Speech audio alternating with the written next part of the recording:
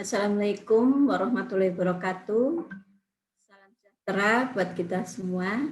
Terima kasih kepada Bapak, Ibu, teman-teman, dan adik-adik yang telah menghadiri acara presensi saya saat ini. Untuk saat ini, saya Sri Winarsi sebagai peserta diklat persiapan penyuluhan korupsi. Malam ini saya ingin menyampaikan materi berupa gratifikasi, yaitu dengan tema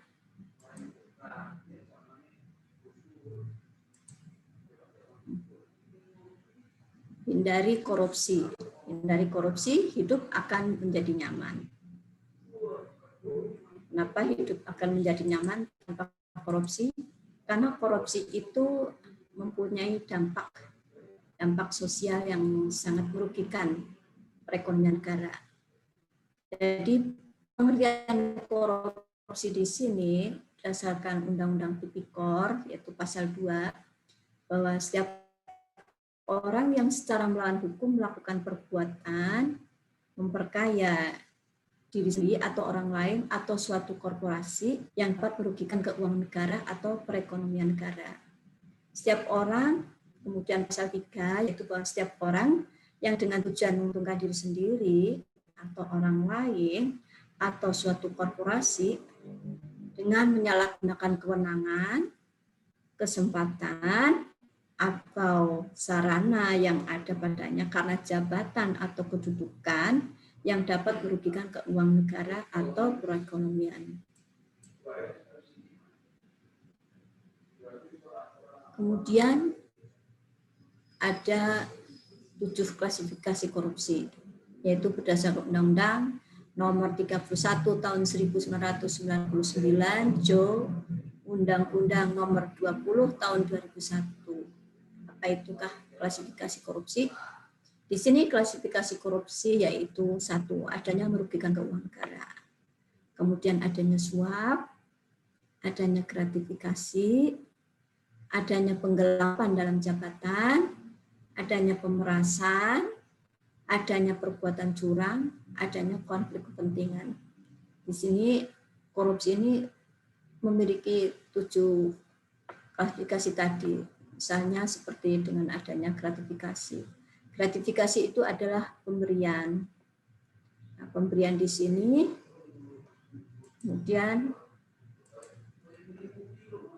artinya itu secara luas bahwa gratifikasi adalah pemberian yang dalam arti luas itu yakni meliputi pemberian uang, barang, rabat, komisi pinjaman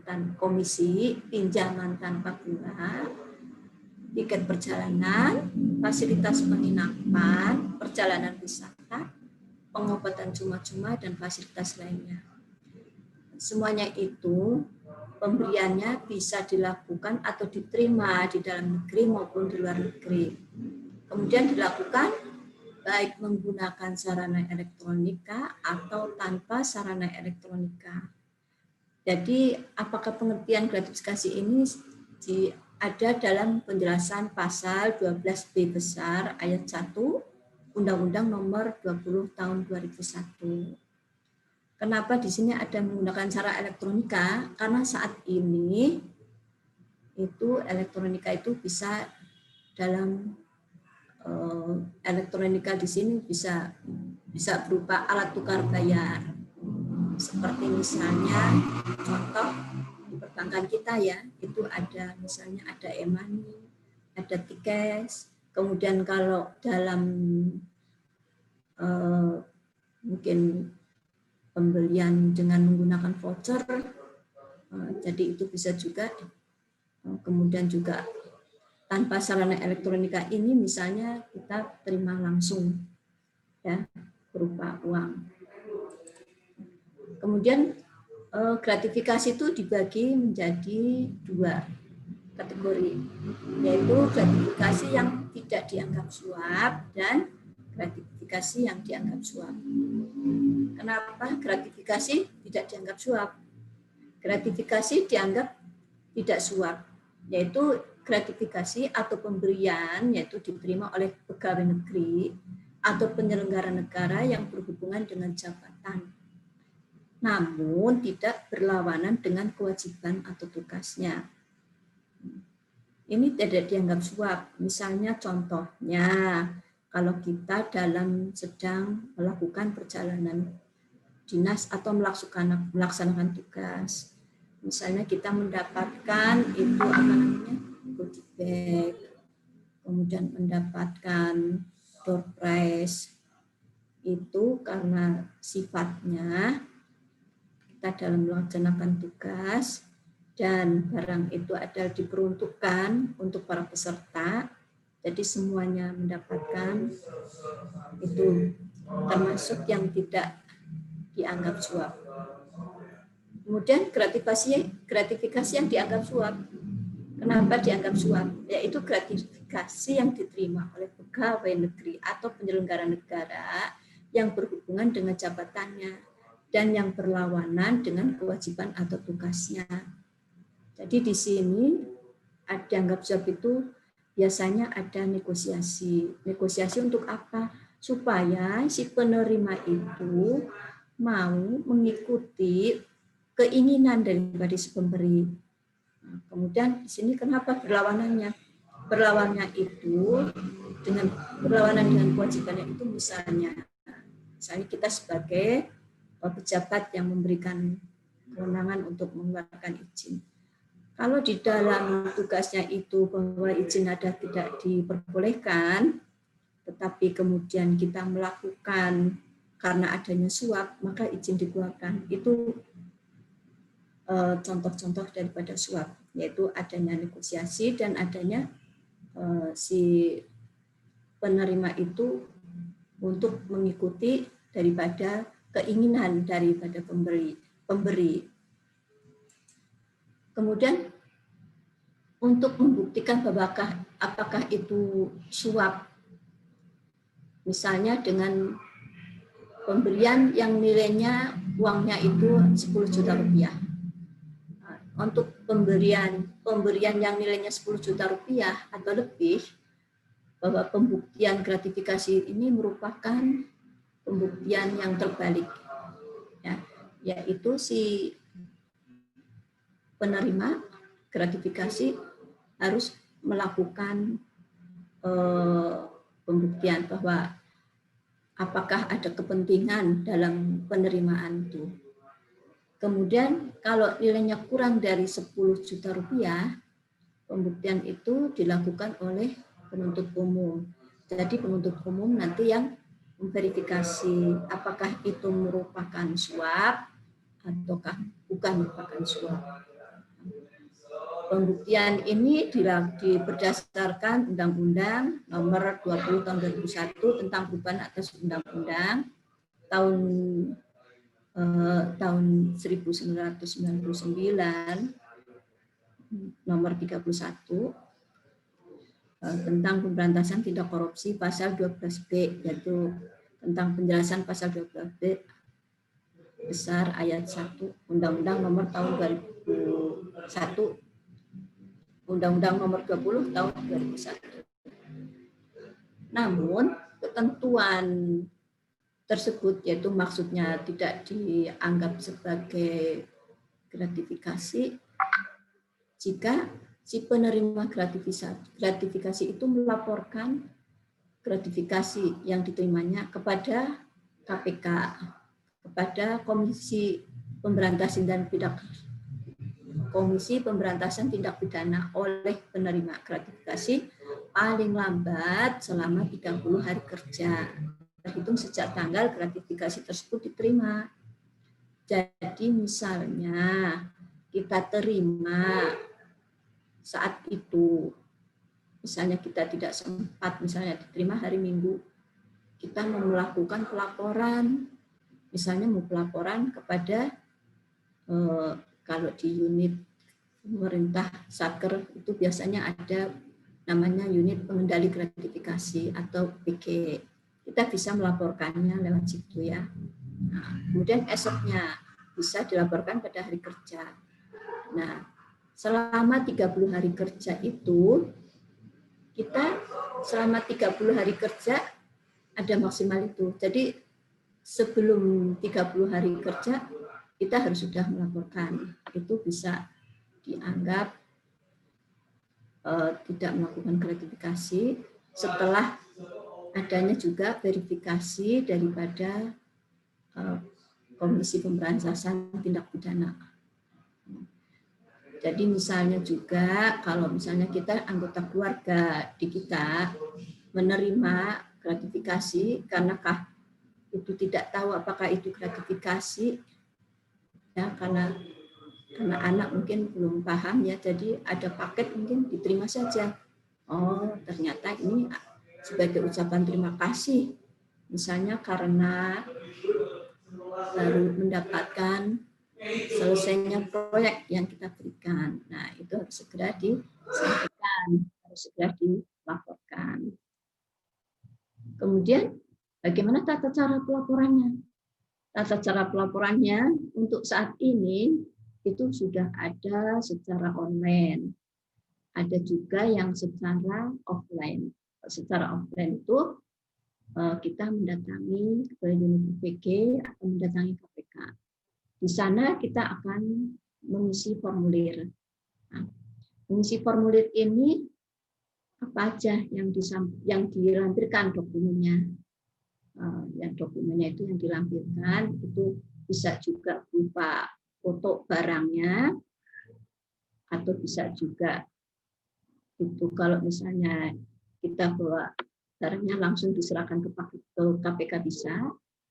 Kemudian kita mengisi daftarnya, formulir itu isinya apa saja, yaitu sekurang-kurangnya memuat nama, alamat lengkap si penerima dan si pemberi gratifikasi.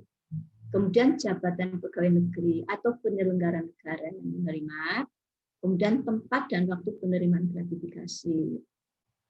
Kemudian uraian jenis gratifikasi yang diterima dan nilai gratifikasi yang diterima.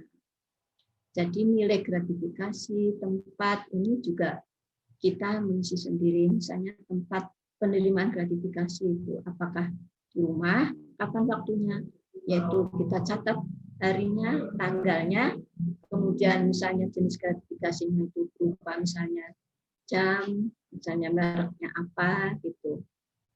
Kemudian nilainya itu kira-kira berapa.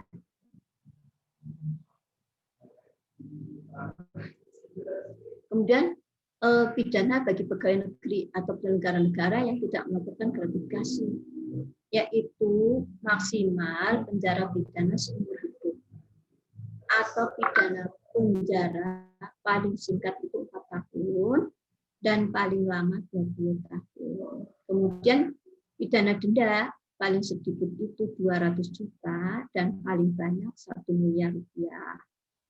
Jadi begitu banyak ya untuk pidana dendanya ini. Kemudian tadi disebutkan bahwa subjek hukum gratifikasi itu ada orang, ada penyelenggara negara, ada pegawai negeri. Jadi di situ pegawai negeri atau penyelenggara negara ataupun orang atau korporasi, nah, di situ terlibat. Jadi ada subjek hukumnya ya, sebagai subjek hukum. Kemudian penyelenggara negara. Siapakah penyelenggara negara itu? Penyelenggara negara itu adalah pejabat yang menjalankan fungsi eksekutif, legislatif, dan yudikatif. Dan pejabat lainnya yang fungsi dan tugas pokoknya berkaitan dengan penyelenggaraan negara sesuai dengan ketentuan peraturan perundang-undangan yang berlaku, yaitu pasal 1 angka 1 Undang-Undang Nomor 28 tahun 1999. Kemudian penyelenggara negara itu dijabarkan lagi, misalnya seperti pejabat negara pada lembaga tertinggi negara, yaitu di sini MPR, kemudian pejabat negara pada lembaga tinggi negara, kemudian menteri, gubernur, hakim, kepala perwakilan RI di luar negeri yang berkedudukan sebagai duta besar luar biasa, dan berkuasa penuh, kemudian ada wakil gubernur, bupati, wali kota, kemudian ada lagi, yaitu pejabat lain yang memiliki fungsi strategis, yaitu dalam kaitannya dengan penyelenggara negara. Antara lain yaitu direksi, komisaris, dan pejabat struktural lainnya pada badan usaha milik negara dan badan usaha milik daerah. Kemudian pimpinan Bank Indonesia dan pimpinan Badan Penyihatan Perbankan Nasional. Kemudian pimpinan perguruan tinggi negeri, pejabat eselon 1 dan pejabat lain yang disamakan di lingkungan sipil atau militer dan kepolisian negara Republik Indonesia. Kemudian ada jaksa, penyidik, panitera pengadilan, dan pemimpin dan bendaharawan proyek. Dalam konteks kekinian yaitu adanya pejabat lingkungan komitmen, ya. Kemudian ada panitia pengadaan, panitia beli barang, itu termasuk dalam subjek hukum. Dengan demikian dasar hukum yang digunakan untuk menentukan sebuah jabatan termasuk kualifikasi penyelenggara negara yaitu ada Undang-Undang Nomor 28 tahun 1999, Undang-Undang Nomor 30 tahun 2002, Undang-Undang Nomor 5 tahun 2014 tentang aparatur sipil negara.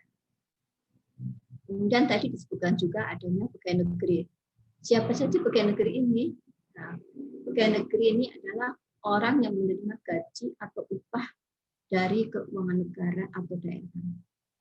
Kemudian orang yang menerima gaji atau upah dari suatu korporasi yang menerima bantuan dari keuangan negara atau daerah. Atau orang yang menerima gaji atau upah dari korporasi lain yang mempergunakan modal atau fasilitas dari negara atau masyarakat. Jadi di sini semua yang berkaitan dengan keuangan negara ataupun modal ataupun fasilitas dari negara itu ada kaitannya dengan pegawai negeri. Kemudian tadi sudah saya sampaikan, itulah tadi gratifikasi. Dan tadi gratifikasi itu tadi saya ulang kembali bahwa gratifikasi itu mempunyai aspek satu yaitu adanya pemberian dalam arti yang luas berupa barang atau uang dan bentuk lainnya yang dilaksanakan di dalam negeri atau di luar negeri baik menggunakan sarana elektronik ataupun tidak menggunakan sarana elektronik. Kemudian dilakukan gratifikasi itu dinyatakan suap apabila bertentangan dengan tugas dan kewajibannya. Sedangkan kalau tidak dilaporkan sebagai penerima gratifikasi, maka akan dilakukan tindak pidana maksimal yaitu bisa seumur hidup, pidana penjara semaksimal adalah 20 tahun dengan denda bisa sebesar 1 miliar. Jadi dengan adanya tadi besarannya hukum tadi ya, tindak dengan adanya adanya akibat hukum daripada pelaksanaan gratifikasi adalah sangat besar. Kemudian contoh negara yang anti korupsi yaitu ada organisasi non pemerintah internasional yaitu di Jerman yaitu bernama Transparency International. Dia melakukan Corruption Perception Index CPI yaitu di negara Denmark yaitu julukan yang paling bahagia, menempati peringkat pertama sebagai negara paling bebas korupsi yang disusul oleh New Zealand dan Finlandia. Pemerintah Denmark begitu transparan kepada warganya, pajak-pajak tinggi. Semuanya mengalir kembali ke warga untuk fasilitas kesehatan dan pendidikan yang gratis. Selain itu juga tingkat kepercayaan warga Denmark kepada pemerintah pun begitu tinggi. Integritas dalam politik adalah kunci untuk memerangi korupsi.